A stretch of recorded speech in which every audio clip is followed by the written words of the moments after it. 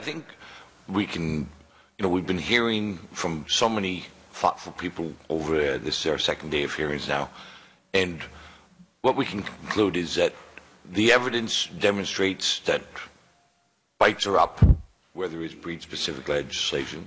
The evidence is the breed-specific legislation does not work, and the evidence also shows that that we can't identify this dog, whatever this dangerous dog is, accurately. I hope every member of this committee has looked at the your presentation and the pictures in it, along with the presentation from the previous presenter, Emily, and the pictures in it, and see what a widespread of dogs are captured. Absolutely. In this legislation, and I know everybody who was involved in bringing in that original Bill 132 had a mental image in their minds that the pit bull, the dog that was going to be banned in Ontario, they had an image, the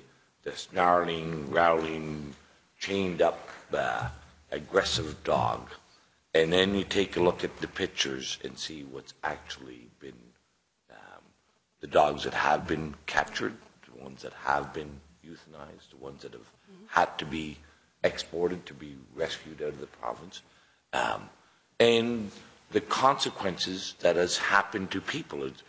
Again, that mental image that legislators may have had, that that aggressive dog and that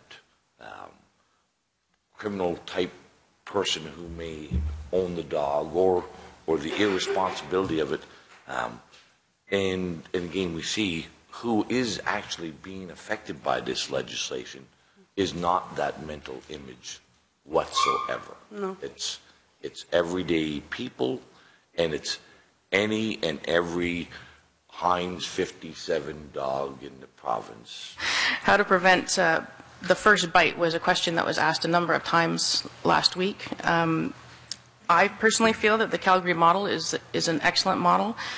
It focuses on responsible pet ownership rather than the dogs themselves, and I think our study shows that that's probably the best step to take. Last week you heard about Winnipeg, but not for the same reasons. That city had a breed ban since 1991 and originally touted their success at ridding themselves of the pit bull problem.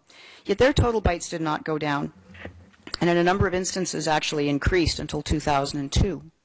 At that point, they opted for the Calgary licensing and education model. As soon as they did that, bites dropped by 28% and stayed there. The law has been proactive in eliminating canines based on appearance, and as we've heard time and time again from countless experts, appearance is by no means predisposition to temperament or behavior and subsequently any future bite concerns. Almost 7 years after the breed ban came into force, public agencies from across the province are reporting that bite statistics are not going down and in many cases are increasing. The breed ban is not working. It's time to right the wrongs, to pass Bill 16. In order to build a culture of responsibility, you have to treat people as responsible. Raise the bar and people will rise to meet your expectations. It's not about the shape or color of the dog, it's about the behavior of the owner. I applaud the willingness of all three parties to work with the experts to fix this mess. And I'd like to especially thank Randy Hillier, Sherry DeNovo, and Kim Crater for standing up for the responsible dog owners of Ontario who want to see an end to this senseless discrimination.